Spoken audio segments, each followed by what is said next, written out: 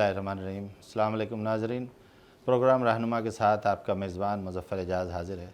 नाज़रीन, पाकिस्तान दुनिया के उन ममालिक में से है जो इस्लाम के नाम पर वजूद में आया और इस मुल्क के क़याम में लाखों लोगों ने अपनी जानों का नजराना दिया। इस मुल्क का एक हिस्सा मशरक़ी पाकिस्तान के नाम से जाना जाता था। 1971 में भारतीय मुदाखलत और अपनों की गद्दारी और नाअहली ने इस हिस्से को पाकिस्तान से अलग कर दिया। ये मामला अब 42 साल बाद लोगों के जहनों से महव हो चला था। 2.5 लाख मैसूरीन का मामला गाहे गाहे लोग उठाते रहे और कभी कभी इसकी आवाज़ ज़रूर उठती थी, लेकिन मीडिया से, बच्चों के कोर्स से, हर जगह से इसको निकाल दिया गया था। लेकिन जिस तरह ये कहा जाता है कि कोई एक वाक़या, कोई एक चीज़ सारी चीज़ों को दोबारा से ज़िंदा कर देती है, 100 सुनार की एक लोहार की, इसी तरह पाकिस्तान में, इस्लामी जमहूरिया पाकिस्तान में शहीद और हलाक की बहस को भी ख़त्म कर देने वाली एक शख्सियत अब्दुल कादिर मुल्ला की है, जिन्हें 12 दिसंबर 2013 को अचानक फांसी दे दी गई। और उनका जुर्म सिर्फ ये था कि उन्होंने पाकिस्तान को तोड़ने की साजिश को नाकाम बनाने की कोशिश की थी। पाकिस्तान के साथ खड़े हुए थे, पाकिस्तान की महब वतन क़ुव्वतों के साथ खड़े हुए थे। इस मसले पर हम बात करेंगे हाफ़िज़ नईमुर रहमान, अमीर जमात इस्लामी कराची से। हाफ़िज़ साहब खुश आमदीद। और ये बड़ा अहम और बड़ा ही अफसोसनाक मौका है जिस पर हम आपसे बात कर रहे हैं, लेकिन इस्लामी तहरीकों के रास्ते में इस तरह की चीज़ें आती हैं।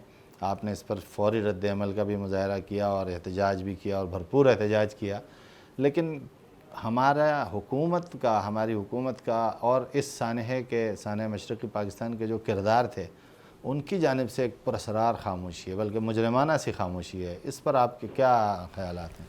बिस्मिल्लाहिर्रहमानिर्रहीम। ये आपने बिल्कुल ठीक बात कही है कि वो लोग के जिन्होंने पाकिस्तान और इस्लाम की खातिर और पाकिस्तान के तहफ़्फ़ुज़ की खातिर जानें क़ुरबान की, आज उनके वारिसीन या वही लोग दोबारा ज़ेर ताब आए और उनको फांसी के फंदे पे लटकाया जाने लगा। तो हमारी हुकूमत, जिसकी बुनियादी ज़िम्मेदारी थी कि वो इनका दिफ़ा करती, उनके लिए बैनुल-अक़वामी सतह पर लॉबिंग करती और बांग्लादेश की भारत नवाज़ हुकूमत को इस इक़दाम से रोकने की कोशिश करती, उन्होंने अपना कोई किरदार अदा नहीं किया। बल्कि अफसोसनाक बात यह है कि साबिक़ chief of army staff general Kiani ने भी एक मरतबा बयान दिया कि ये बांग्लादेश का अंदरूनी मामला है, और नवाज़ शरीफ साहब की तरफ से भी ये बात आई कि ये बांग्लादेश का अंदरूनी मामला है, कि हुकूमत की तरफ से ये बात आई। और इस पर अफसोस ही किया जा सकता है, हमारे सर शर्म से झुक जाते हैं जब हमारे हुक्मरान इस तरह की गुफ्तगू करते हैं। यानी नवाज़ शरीफ साहब जब 97 में वज़ीर-ए-आज़म बने थे दूसरी मरतबा, तो उन्हें इस बात का ख्याल नहीं आया था कि ये बांग्लादेश के मामलात या मशरक़ी पाकिस्तान के मामलात उनका अंदरूनी मामला है। वो मुक्ति बहानी के कातिल और गद्दारों के कब्र के ऊपर गए थे, वहाँ फूल चढ़ाए थे उन्होंने। उस वक्त उन्होंने इस तरह की कोई बात नहीं कही और उन्होंने अपने प्रोटोकॉल में इसको शामिल करवाया, अपने दौरे में इसको शामिल करवाया, तो बड़े फ़ख्र से, बड़े एज़ाज़ से उन्होंने वहाँ पर फूल चढ़ाए। और अब जबकि पाकिस्तान का तहफ़्फ़ुज़ करने वालों के साथ पूरा वक्त आया है, तो ये उनके साथ खड़े होने के बजाय उसको अंदरूनी मामला करार देकर या खामोशी इख्तियार करके अपनी जान छुड़ाना चाहते हैं। मैं समझता हूँ कि ये भारत नवाज़ी है, इसलिए कि इस वक्त जो कुछ हसीना वाजिद कर रही हैं वो इसके अलावा और कुछ नहीं है कि भारत के ईमा पर वहाँ की जमात इस्लामी से वो बदला ले रही हैं। और जमात इस्लामी से बदला नहीं ले रही, वो दरअक़ीक़त पाकिस्तान से बदला ले रहे हैं, वो पाकिस्तान की फ़ौज से बदला ले रहे हैं। ये बताएं कि वहाँ हुक्मरान हसीना वाजिद हैं या भारतीय हाई कमिश्नर हैं? अमलन तो भारतीय हाई कमिश्नर ही हैं। सन 71 में ये सुकूत ढाका का मामला हुआ तो इंदिरा गांधी ने एक बयान दिया था कि हमने नज़रिया पाकिस्तान को खलीज बंगाल में गर्क कर दिया, और वो इतने कॉन्फिडेंट थी कि हमने अपना बहुत बड़ा कारनामा अंजाम दिया, और जिस नज़रिए की बुनियाद पर यह मुल्क हासिल किया गया था हिंदुओं और अंग्रेज़ों से जंग करके, हमने तो 24 साल में इसको तोड़ दिया और उस पर उन्होंने बड़ा फ़ख्र किया था। मैं समझता हूँ कि 42 साल बाद मुल्ला अब्दुल कादिर की फांसी पाकिस्तान की हुकूमत और पाकिस्तान के इदारों पर भारत का एक और तमाचा है। अगर इन्होंने होश के नाखून नहीं लिए और इस सिलसिले को रोकने के लिए आगे नहीं बढ़े, तो मैं समझता हूँ कि मज़ीद बदतरीन सूरत हाल से हम दो चार होंगे और फिर पूरी दुनिया भी इसकी बात को तस्लीम कर लेगी कि ये लोग ऐसे खामोश हैं, ये समझ रहे हैं ये जमात इस्लामी का मसला है, लेकिन अभी तो बहुत सारे केसेस हैं जिनको उन्होंने खोल रखा है। अगर हुकूमत पाकिस्तान इस तरफ नहीं तवज्जो देती, यानी कोई ऐसा काम क्यों नहीं होता कि हुकूमत पाकिस्तान या पाकिस्तान का कोई इदारा हसीना वाजिद और उनके वालिद के ख़िलाफ़ पाकिस्तान तोड़ने का मुकदमा दर्ज कराए और उनको बैनुल-अक़वामी अदालत में लाए? बहुत काम हो सकते हैं, अगर संजीदगी हो और विल हो तो बहुत कुछ हो सकता है। लेकिन आप देखें, हो तो ये भी सकता है कि 72 में मुजीब और भुट्टो के दरमियान एक माहिदा हुआ था, जो आज भी वज़ारत ख़ारजा के दफ्तर में मौजूद है, اس کو صرف جھاڑ پہنچ کے نکالیے. اور اس معاہدے میں یہ بات موجود تھی کہ اب جب کہ ہم نے بنگلہ دیش کو قبول ہم کر رہے ہیں اور معاملہ ختم ہو چکا ہے, رفع دفع کرتے ہیں, نہ آپ کوئی مقدمہ چلائیں گے نہ ہم کوئی مقدمہ چلائیں گے. یہ دونوں نے باہمی طے کیا تھا. اپریل 1974 میں نئی دہلی میں پاکستان کی طرف سے صاحب شریک ہوئے تھے, بنگلہ دیش کی طرف سے ڈاکٹر کمال شریک ہوئے تھے, اور بھارت کی طرف سے سورن سنگھ شریک ہوئے تھے, اور ٹرائی پارٹی ایک ایکارڈ ہوا تھا, اور اس میں بھی یہ بات طے ہوئی تھی کہ معاملے کو ختم کر دیا جائے. اب جو ہونا تھا وہ ہو گیا ہے. اب کوئی جنگی قیدی نہیں ہوگا, کوئی مقدمہ نہیں ہوگا, اور کوئی اس طرح سے جرائم کا مقدمہ نہیں چلایا جائے گا. انٹرنیشنل قوانین کے مطابق بھی جو ملک موجود ہوتا ہے اس کے خلاف تحریک چلانے والے غدار قرار پاتے ہیں, اور جب تک وہ ملک قائم اور دائم ہوتا ہے اس وقت تک اس کی حفاظت کرنے والے ان کے پر کوئی مقدمہ نہیں چلایا جا سکتا. تو یہ سارے مقدمات تو ہیں ہی اس بات کے کہ پاکستان کے تحفظ کی جنگ تو لڑ رہی تھی. یہ تو ایک عجیب عالمی ضمیر جسے کہتے ہیں, جسے عالمی انسانی حقوق کی تنظیمیں کہتے ہیں, وہ کہاں تھیں کہ جن کو یہ پتہ ہے کہ ایک ملک توڑنے سے روکنے والوں کے خلاف غداری کا مقدمہ بن رہا ہے, اور جو ملک وجود میں ہی نہیں تھا اس کے بارے میں یہ بات کہی جا رہی ہے. تو ان لوگوں کی طرف سے ایمنسٹی انٹرنیشنل اور جو دوسرے ادارے ہیں, کوئی آواز آپ کو ایمنسٹی سنائی؟ انٹرنیشنل نے کسی حد تک اس پر آواز اٹھائی, لیکن ظاہر ہے اس کی آواز اتنی مؤثر بھی نہیں تھی اور اس کو سنا بھی نہیں گیا. پاکستان کے بارے میں آواز اٹھتی ہے تو بڑی شور مچتا ہے, میڈیا اس کو ملٹیپلائی کرتا ہے. اصل میں دیکھیں نا, مدعی سست گواہ چست تو نہیں ہوتا نا دنیا میں. جب پاکستان کی حکومت اور پاکستان کے فوجی ادارے ہی اس پر نوٹس نہیں لیں گے اور اپنا کردار ادا نہیں کریں گے, بے شمار چیزیں ہیں جو اس وقت وہاں پر مکتی بہانی اور انڈین آرمی کے کولیبریشن کے نتیجے میں جو کچھ مظالم وہاں ہوئے تھے, ان مظالم پر تو آج تک کوئی گفتگو ہی نہیں ہوئی ہے. میں تو حیران ہوں کہ پاکستان کے لبرل لوگ جنہوں نے اس ملک کا 67 سال سے بیڑا غرق کر دیا ہے, وہ سیکولر لوگ جنہوں نے جو قابض ہو گئے پاکستان پر قائد اعظم کی آنکھیں بند ہوتے ہی, انہوں نے تو پاکستان کے نظریے کو مٹانے کی کوشش کی ہے. چھوٹے چھوٹے ایشوز کے اوپر جس میں پاکستان کو بدنام کرنا ہو, 10 11 8 9 خواتین اٹھ کر مظاہرہ کر دیتی ہیں. ڈان اخبار سمیت تمام بڑے بڑے اخبارات اور جیو ٹی وی تو ظاہر ہے اسی خدمت پہ لگا ہوا ہے. اس طرح کے جو ہے وہ ان کو نمایاں طور پر شائع کرتے ہیں, نشر کرتے ہیں, اور اس سے تاثر بناتے ہیں کہ پاکستان میں تو کوئی معاشرتی بھونچال آ گیا ہے. لیکن اتنے وار کرائم ہو رہے ہیں, یہ میں اسے وار کرائم کہتا ہوں. اسے میں جو ہے وہ بین الاقوامی دہشت گردی, ریاستی دہشت گردی قرار دیتا ہوں, عدالتی دہشت گردی قرار دیتا ہوں, جو ملا عبد القادر کو پھانسی دی گئی ہے, اور اس پر یہ ساری این جی اوز اس کو تو عدالتی دہشت گردی شاید آپ اس لحاظ سے کہہ سکتے ہیں کہ سپریم کورٹ نے اس درخواست کو مسترد کر دیا, لیکن اس سے پہلے تو جو بھی پروسیس ہوا وہ تو عدالتی تھا ہی نہیں. وہ تو ٹریبونل تھا نا, ٹریبونل تھا, اور وہ بھی بنگلہ دیش نے کوئی وار نہیں لڑی. جی بالکل, عوامی لیگ کے کارکنوں پر مشتمل ٹریبونل قائم کر دیا گیا. اور سپریم کورٹ نے جو اس میں کام کیا ہے, جو مجھے آج میں کچھ قانون دانوں سے بھی ملا ہوں, انہوں نے ایک نقطہ مجھے بتایا ہے, اس پہ ہم مزید بھی بات کریں گے, کہ کوئی بھی ذیلی ٹریبونل یا کورٹ اگر کوئی فیصلہ دیتا ہے تو سپریم کورٹ کبھی بھی اس فیصلے کے سے اوپر جا کر کوئی فیصلہ نہیں کرتا. اب ٹریبونل کا فیصلہ تو یہ تھا کہ ان کو عمر قید کی سزا دی جائے. سپریم کورٹ نے کہا کہ نہیں جی, سزائے موت ہونی چاہیے, اور پھر کچھ دیر کے لیے اس کو ہولڈ کیا, اور پھر دوبارہ سے انہوں نے اس کی توثیق کر دی. تو یہ خود جو ہے وہ قانون کی دنیا میں ایک نئی بات سامنے آئی ہے. بہرحال وہ تو جو کچھ بھی ہے, ہمیں معلوم ہے کہ اس وقت شیخ حسینہ واجد کی حکومت جو بھارتی ایما پر وہاں موجود ہے, اس میں کورٹ کی بھی کیا حیثیت ہے اور ٹریبونل کی بھی کیا حیثیت ہے. بنیادی طور پر بات گھوم پھر کے پھر وہیں آتی ہے کہ کوئی پاکستان کی طرف سے کوئی سفارتی کام نہیں ہوا, OIC کے دروازہ نہیں کھٹکھٹایا, UNO میں نہیں گئے, اور پاکستان کے اداروں کے ساتھ کولیبریٹ کر کے اس مسئلے کو ایڈریس نہیں کیا. کل کو اگر پاکستان کے ان سارے فوجی اہلکاروں کے اوپر مقدمہ چلانا وہ شروع کر دیں اور ان کی عدم موجودگی میں ان کو سزائیں دینا شروع کر دیں, تو بھی پاکستان کی گورنمنٹ اور پاکستان کی فوج اسی طرح خاموش رہیں گی. اس کا مطلب یہ ہے کہ سویلینز کو قتل کر دو, ان کو جو ہے وہ تباہ و برباد کر دو, اور وہ پاکستان سے محبت کا دم بھرنے والوں کو کفر کردار تک اپنے نزدیک پہنچا دو اور پھانسی کے پھندوں پہ لٹکا دو. کسی کے ماتھے پر جو ہے وہ بل نہیں آتے ہیں. تو میں سمجھتا ہوں کہ اس طرح کی صورتحال سے آپ پاکستان کی خدمت نہیں کر رہے. جیسے ابھی آپ نے بتایا کہ پاکستان کے حکمران یہ کہتے ہیں اندرونی معاملہ, تو کشمیر بھی تو بھارت کا اندرونی معاملہ ہے, اس کے اوپر کیوں وہ تھوڑی بہت ذرا کچھ نیمے درو نیمے برو آواز اٹھاتے اب تو میرا خیال ہے اب نواز شریف صاحب جس لائن پہ چل پڑے ہیں اور جس طرح وہ منموہن سنگھ صاحب کے چرن چھونے کی کوشش کر رہے ہیں, اور پہلے تو پاکستان کے حکمرانوں نے امریکہ کو خدا بنایا تھا, بھارت کو بھی اس کا چھوٹا, کیونکہ مشرق سوسائٹی ہے نا بھارت کی, تو وہ چھوٹا خدا ان کا بن جائے گا, بڑے خدا کا ساتھی چھوٹا خدا. تو اس کے آگے بھی اسی طرح سے جھک رہے ہیں. ان کو موسٹ فیورڈ نیشن کا جو ہے وہ دینا چاہتے ہیں, درجہ دینا چاہتے ہیں, ان سے تجارت کرنا چاہتے ہیں, اور جس میں سارا کا سارا نفع انڈیا کا ہوگا, پاکستان کا کوئی نفع نہیں ہے. ان کے آگے کسی ایشو پر ڈھنگ سے بات ہی نہیں کرتے, کشمیر کو پورا لپیٹنے کی کوشش کر رہے ہیں. ایسی صورتحال کے اندر تو ظاہر ہے کہ پاکستان پھر کہاں سٹینڈ کرے گا, جب پاکستان کے دریا, پاکستان کے پانی اور پاکستان یہ باتیں دیکھیں, آپ سمجھتے ہیں محب وطن سیاسی جماعت ہیں, حب الوطنی کی ایک قیمت تو آپ نے وہاں ادا کر دی, یہاں آپ نے ایک ذرا سی بات کر دی کہ کون شہید ہے، تو آپ سے تو انہوں نے وضاحت نہیں بلکہ معافی طلب کر لی. نہیں، ہم نے تو آج اپنے مظاہرے میں یہ بات کہی نا کہ ہم تو منتظر ہیں ISPR کی پریس ریلیز. کہاں ہے ISPR؟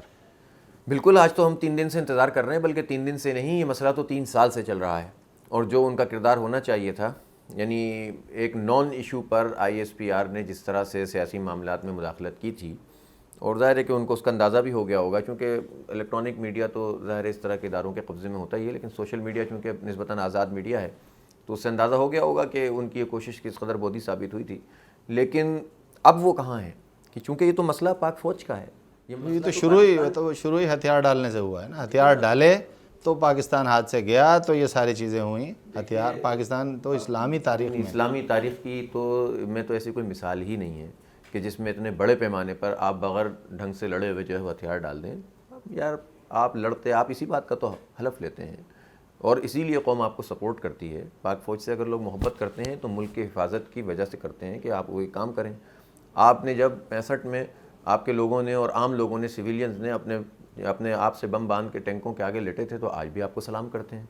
آپ کے ایم عالم نے اگر جو ہے وہ بھارتی طیاروں کو گرایا تھا، آج بھی وہ قوم کا ہیرو ہے. جو فوجی یہ کام کرے گا اس کو نشان حیدر بھی دیں گے، اور نشان حیدر تو آپ دیتے ہیں، قوم تو ان کو اپنے سر پہ بٹھاتی ہے، ان کے لیے دعائیں کرتی ہے. لیکن وہی فوجی جنرل نیازی جو ہے جنرل اروڑا کے سامنے ہتھیار ڈال کر دستخط کرے اور پاکستان کی پوری تاریخ کا اور اسلام کی تاریخ کو جو ہے مسخ کرنے کی کوشش کرے، تو ظاہر قابل قبول نہیں ہے.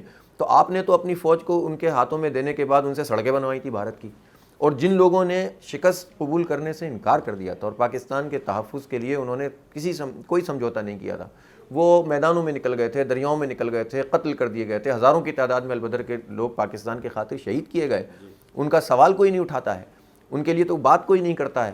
اور بلکہ نصاب کے اندر جو ہے ایسے لوگوں کے بارے میں خراب قسم کی چیزیں بنانا شروع کر دیں. جی، وہ تو بالکل بدل گیا نا. پہلے تو وہ پاکستان اور محب الوطنی کا وہ مظاہرہ کرنے والے لوگ تھے، اب تو ایک متنازع تصویر ان کی پیش کی جاتی ہے. یہ ساری لبرل سیکولر لوگ کہ جنہوں نے امریکہ کے ایما پر، پہلے یہ سارے لوگ جو ہیں وہ 2 حصوں میں تقسیم تھے، امریکہ اور روس کے. اور جب سوویت یونین کو شکست ہو گئی ہے تو سارے امریکہ کے خلاف نعرے لگانے والے امریکہ کے گود میں چلے گئے. اور اب انہیں اسلام سے چونکہ نفرت ہے، وہ اسلام کے خلاف زیادہ بول نہیں سکتے ہیں براہ راست، تو ان کو پھر طرح طرح سے مختلف جماعتوں. امریکہ جو روس کے خلاف لڑتا تھا وہ اب کہتا ہے کہ ہم وہ کافر، تو وہ کافر مسلمان ہو گیا. یعنی جو اس کیمپ میں تھے وہ سب کے سب ہمارے کیمپ میں آ گئے. حافظ صاحب، یہ تو آپ نے بتایا کہ ISPR کا انتظار ہے، کوئی جواب نہیں مل رہا. وزیر اعظم اور ان کی ٹیم کہتی ہے کہ اندرونی معاملہ ہے. ایک ہلکی سی آواز وزیر داخلہ کی آ گئی ہے، افسوس کا اظہار کیا ہے. یہ ایسے ہی افسوس کا اظہار ہے کہ جس طرح امریکہ کبھی کبھی افسوس کا اظہار کرتا ہے، بڑے بڑے واقعات جب دنیا میں ہو جاتے ہیں تو وہ ہلکا سا افسوس کا اظہار کر دیتا ہے. یہ تو پاکستان کا مسئلہ ہے، نظریہ پاکستان. مسلم لیگ تو نظریہ پاکستان کی چیمپئن کہتی ہے اپنے آپ کو. لیکن اس میں ایک مسئلہ ہے، دیکھیں اگر یہ ایشو کھلتا ہے، یعنی پاکستانی فوج جا کے کہتی ہے کہ یہ غلط ہوا، تو سوالات تو اٹھیں گے. تو فوج اپنے آپ کو بچانا چاہتی ہے. پیپلز پارٹی دوسرا کردار ہے، اس نے پوری حکومت گزار دی. اس کی حکومت کے دور میں یہ مقدمات، یہ ٹریبونل قائم ہوا، لیکن انہوں نے آواز نہیں اٹھائی، خاموش رہے. ان کو پتا تھا کہ پھر بھٹو صاحب اور پیپلز پارٹی کا ذکر آئے گا اور پاکستان توڑنے کا ذکر آئے گا. تو یہ تو آپ کو معلوم ہے نا کہ دیکھیں نا، اگر بات ہم ذرا دور تک لے جائیں تو یہ مشرقی پاکستان جس میں آزادی کی اور علیحدگی کی تحریک چلی، لیکن یہ وہی جگہ ہے نا کہ جہاں سے پاکستان مسلم لیگ قائم ہوئی. ڈھاکہ میں پاکستان مسلم لیگ کسی دلی میں یا یہاں پر کراچی میں یا لاہور میں قائم نہیں ہوئی تھی، یہ ڈھاکہ میں قائم ہوئی تھی. اور اردو کی، چلے پاکستان بھی بننے سے پہلے اردو کی سب سے پہلی تحریک بھی بنگال سے اٹھی تھی، کیونکہ اردو اس وقت مسلمانوں کو جمع کرنے کی ایک زبان تھی. اردو کا درجہ مذہبی درجہ اختیار کر گئی تھی اردو، اس لیے لوگ اس کو جو ہے وہ اپنی علامت کے طور پر وہیں سے اٹھی تھی. پاکستان بننے کی جد و جہد میں سب سے بڑھ کر جو کردار ادا کیا یعنی بنگالیوں نے کیا تھا.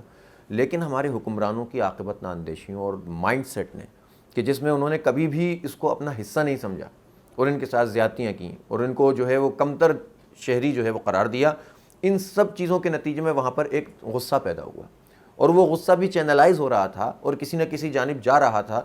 تو بھارت تو وہاں پر اپنا عملداری قائم کیا ہوا تھا، ہندوؤں کی ایک بڑی تعداد تھی جن کو وہ استعمال کر رہا تھا. لیکن پاکستان کے حکمرانوں کو چاہیے تھا کہ وہاں پر اگر انتخاب ہوا تھا اور انتخاب میں اگر مجیب جیت گیا تھا تو اس کو حکومت بنا دیتے تھے. تو بھٹو صاحب نے کہا ادھر تم ادھر ہم. یحییٰ صاحب، ان کو تو وہ تو جس طرح سے بدمست رہتے تھے، ان کو تو پاکستان کا بھی کیا اور اپنا ہی نہیں پتہ ہوتا تھا، تو پاکستان کی کیا فکر کرتے. اور یہ ہسٹری ہے پاکستان کے حکمرانوں کی اور فوجی جنرلوں کی. اور انہوں نے اس طرح کی وہاں پر کیفیت پیدا ہوئی، لیکن پھر بہرحال جنگ ہوئی، اور اس جنگ میں وہاں کی جماعت اسلامی نے جو بنگلہ بولنے والے لوگ تھے، وہ صرف بہاری نہیں تھے، اس میں زیادہ تر میجورٹی بنگلہ بولنے والے لوگوں کی تھی، انہوں نے کہا کہ بھائی بنگالی ہونا یہ ایک دوسری چیز ہے، اصل چیز تو یہ کہ پاکستان ہم نے بنایا ہے اسلام کے لیے، اور مولانا مودودی کے مطابق کہ پاکستان کی حفاظت ایسے کرو جیسے مسجد کی حفاظت کرتے ہو، کیونکہ ہم نے بڑی قربانیوں کے بعد یہ ملک نظریے کے لیے بنایا ہے۔ انہوں نے قربانیاں دیں، وہ کھڑے ہو گئے، اور اس میں پھر انہوں نے انڈین آرمی کا مقابلہ بھی کیا، مفتی بانی کا مقابلہ بھی کیا، لیکن پھر ایک دن پتہ چلا کہ جب جہاں پر مغربی پاکستان میں ہمیں بتایا جا رہا تھا کہ سب ٹھیک ہو رہا ہے، ہم یہاں اس محاذ پہ جیت گئے، اس محاذ پہ جیت گئے، پتہ چلا وہاں تو ہتھیار ڈال رہے تھے آپ، اور 90,000 لوگوں کو جو ہے وہ انڈیا کی قید میں دے دیا، اور ماتھے پہ شکن بھی نہیں آئی، لیکن وہاں جو البدر کے لوگ تھے انہوں نے تو ہتھیار نہیں ڈالے، اب ان کو اس کی سزا دی جا رہی ہے۔ اچھا، اب اس کا ایک اور پہلو بھی ہے، بنگلہ دیش بن گیا، جماعت اسلامی کے لوگ جب یہ شیخ مجیب کا قتل ہو گیا اور حکومت تبدیل ہو گئی، پھر جماعت اسلامی نے اپنے آپ کو ری آرگنائز کیا، جب وہاں بنگلہ دیش میں اس نے اس کی شہریت حاصل کی، حالات سے سمجھوتا کیا، اور اس کے بعد آہستہ آہستہ وہ ایک پولیٹیکل پارٹی کے طور پر گرو کرنا شروع کی۔ ان کو غداری کا الزام تو لگایا جاتا تھا، لیکن رفتہ رفتہ اس طرح سے کیسے غدار ہیں کہ 2 مرتبہ press club, national press club کے وائس پریزیڈنٹ رہے، 2 مرتبہ ممبر پارلیمنٹ رہے، ایگزیکٹو ایڈیٹر سنگرام کے رہے، ایک آدمی جو مسلسل مین اسٹریم میں موجود ہے، اس پارلیمنٹ میں حلف اٹھاتا ہے، اور آپ اس کے ساتھ بیٹھتے رہے ہیں، وزیر رہے یہ لوگ، لیکن کیسے؟ اور اس سے بڑھ کر میں آپ کو بتاؤں، یہی وہ عوامی لیگ ہے جس نے تقریباً 10-15 سال پرانی بات ہے کہ جماعت اسلامی کے ساتھ ایک اتحاد بھی بنایا تھا، اس وقت جماعت اسلامی غدار نہیں تو تھی، یہ غداروں کے ساتھ ان کا اتحاد پر ان کے خلاف بھی مقدمہ بن سکتا ہے۔ تو کہنے کا مقصد یہ کہ اس وقت یہ مسئلہ نہیں ہے کہ قانون کیا کہتا ہے، ضابطہ کیا کہتا ہے، اخلاقیات کیا کہتی ہیں، اس وقت تو تمام تر چیزوں کو دیکھیے، حسینہ واجد کی حکومت ایک کرپٹ حکومت ہے، وہ ناکام ہو گئی ہے ٹوٹلی، لوگوں کو کچھ ڈیلیور نہیں کر سکی۔ بنگلہ دیش جس کی معیشت بہتری کی طرف گامزن تھی، بنگلہ دیش کی معیشت تباہی کے دہانے پہ کھڑی کر دی ہے دوبارہ سے انہوں نے، اور مسلسل جو ہے وہاں پر مہنگائی اور بے روزگاری بڑھ رہی ہے، کرپشن کا انہوں نے مطلب ریکارڈ قائم کر دیے ہیں۔ اب ظاہر ہے کہ آئندہ انتخاب ہونے والا ہے، اب وہ کیا دیں گے لوگوں کو؟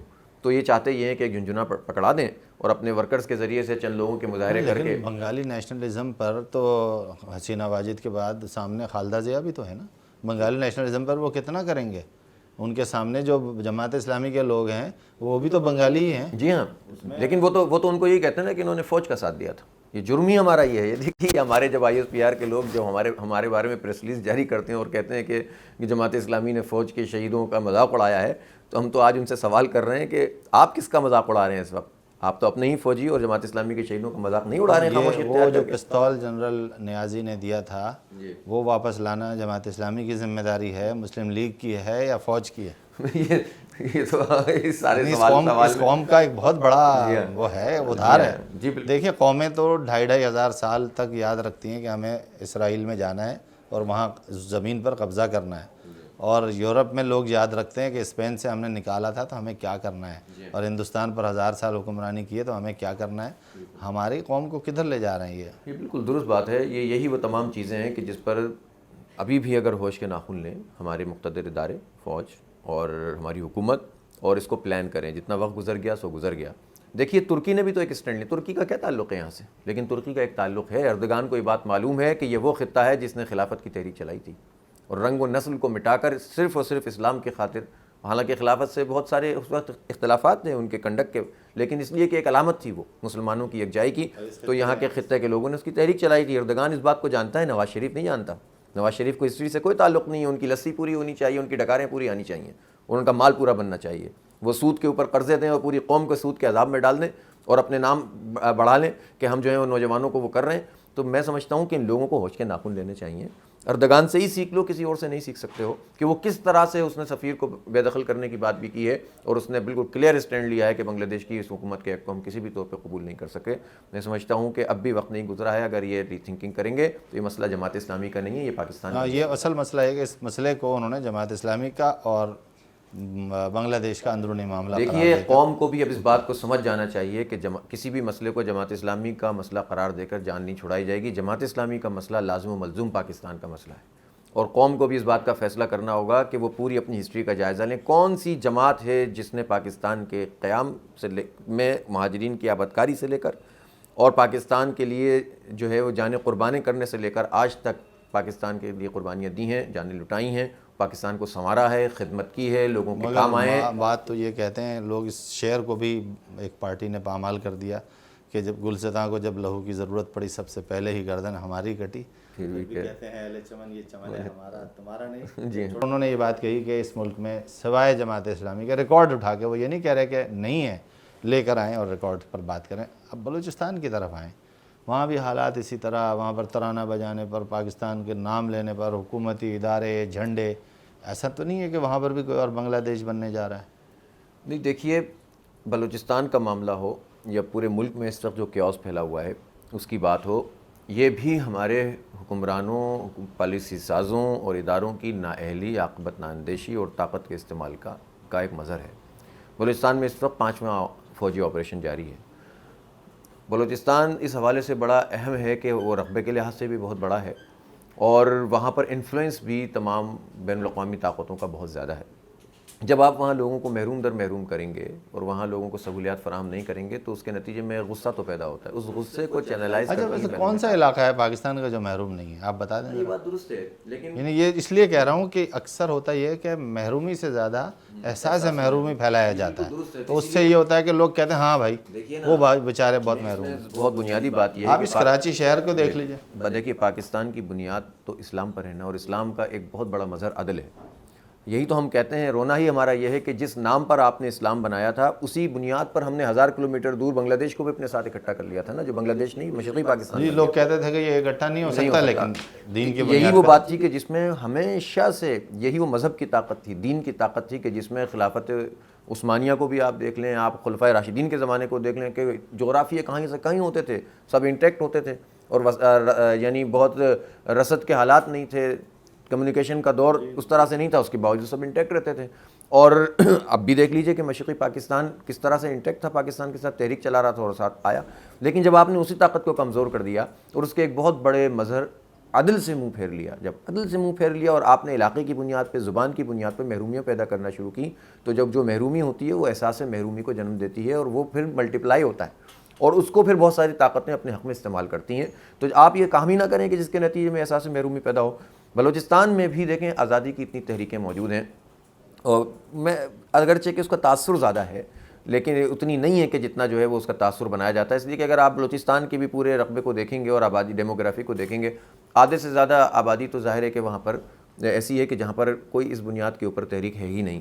جو اب جن علاقوں کے اندر یہ کہا جاتا ہے کہ بلوچ, تو بلوچستان کے جو بلوچ ہیں وہ تو پاکستان کے ساتھ رہنا چاہتے ہیں, وہ پاکستان کے, ابھی تو انہوں نے بلدیاتی انتخاب کرا کے تو اس بات کا اعلان کر دیا ہے کہ ہمارے ہاں تو کوئی آزادی کی اس طرح سے تحریک ہی نہیں, ہم تو آئین کو بھی مانتے ہیں, قانون کو بھی مانتے ہیں, 3 صوبے بلدیاتی انتخاب نہیں کرا رہے, ہم کرا رہے ہیں. تو اس بالکل یہ کام کر دیا ہے. لیکن یہ ہماری عاقبت نااندیشیاں ہیں کہ ہم نے اتنی بڑی سرحد کو غیر محفوظ کیا ہوا ہے افغانستان میں امریکہ کا ساتھ دینے کے نتیجے میں. یہی نہیں بلکہ پورے کی پوری وہ قبائلی بیلٹ کہ جو پاکستان کے لیے کبھی وہاں فوج کی ضرورت ہی نہیں پڑی, وہ قبائلی تھے. فوج نے تو آزاد نہیں کرایا تھا آزاد کشمیر تو قبائلیوں نے آزاد کرایا تھا.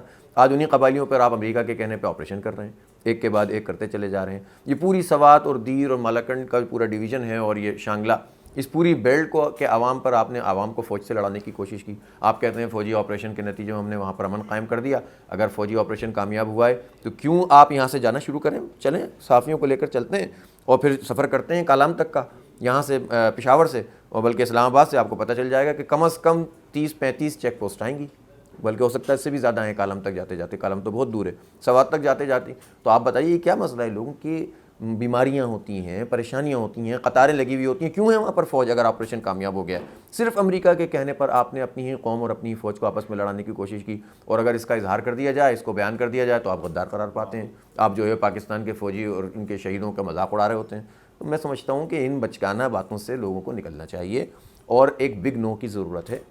امریکہ کی غلامی ہم نے جس طرح سے اختیار کر لی ہے, اس کے نتیجے میں یہ جو ہمارا مشرقی بارڈر تھا نا, جو کبھی بھی غیر محفوظ نہیں تھا, افغانستان میں امریکہ کا ساتھ دینے کے نتیجے میں یہاں پر بھارت نے اپنے بے شمار سفارت خانے کھول لیے ہیں, انفلوئنس کر رہے ہیں وہ. اور یہ جو ہمارے امن و امان کی صورتحال تباہ ہے, دیکھیں نا 50,000 وزیر داخلہ رحمان ملک صاحب تذکرہ کرتے تھے کہ بھارت کا ہمارے پاس ثبوت ہے, کبھی پیش نہیں کرتے تھے. دیکھیے نا, ایک واقعہ بمبئی میں ہوا اور پاکستان کی حکومت اور ادارے اتنے ڈیفینسو ہوئے کہ آج تک وہ دھڑلے سے اس بات کا اعلان کر رہے ہیں, اور وہ جو کام نہ کردہ گناہ ہے وہ بھی جو ان کے اداروں نے خود بتا دیا کہ یہ ہمارا اپنا کام تھا. اور ہمارے یہاں صورتحال یہ ہے کہ کئی دفعہ تو خود رحمان ملک, کیا اداروں کی طرف سے یہ بات آئی, پولیس کی طرف سے آئی, فوج کی طرف سے بھی کسی اشاروں کے نایوں میں آئی مختلف کہ بھئی اس میں بین الاقوامی طاقتیں موجود ہیں، بھارت موجود ہے، لیکن کبھی بھی آپ نے اس کو بین الاقوامی پلیٹ فارم پر پیش ہی نہیں کیا۔ اصل میں ذہنی مروبیت اور غلامی اس قدر طاری ہو چکی ہے ہمارے حکمرانوں کے اوپر کہ جس کے نتیجے میں وہ ہمت ہی نہیں کرتے ہیں کہ حالانکہ میں آپ کو بتاؤں کہ اگر وہ ہمت کا مظاہرہ کر لیں پوری قوم ان کے ساتھ کھڑی ہوگی۔ سارے اختلافات، ایوب خان سے کتنے اختلاف تھے لوگوں کو، کلمہ پڑھ کے جنگ لڑی تھی، پوری قوم ساتھ ہو گئی تھی۔ جماعت اسلامی نے کہا کہ بھئی سارے اختلاف ہمارے اپنی جگہ، تم چاہے بھارت سے جنگ ہے تو ہم آپ کے ساتھ ہیں۔ مولانا مودودی تو وہ تھے نا جن کو پھانسی کی سزا ہوئی تھی، اور جو جدوجہد اس فوجی عامر کے خلاف جماعت کی ہے، اب آ کر لوگ بہت بڑے بڑے جمہوریت کے چیمپئن بن گئے ہیں، ریڈی کرنے والے بھی جمہوریت کے چیمپئن بن گئے، تو جماعت اسلامی نے مقابلہ کیا، مولانا مودودی نے مقابلہ کیا تھا۔ تو اس وقت ہم نے کہا سارے اختلافات ایک طرف، تو بھارت سے ہماری جنگ ہے۔ آج بھی اگر یہ کام کریں گے پوری قوم ساتھ دے گی، لیکن آپ نے امریکہ کو بھی گھر میں بٹھا لیا ہے، بھارت کو بھی جو ہے باس بنا لیا ہے، اس کے لیے سب کچھ قربان کرنے کے لیے تیار ہو رہے ہیں، نظریے کو ایک طرف ڈال دیا ہے، تو اس کے نتیجے میں کبھی پاکستانی قوم کا اور پاکستان کا بھلا نہیں۔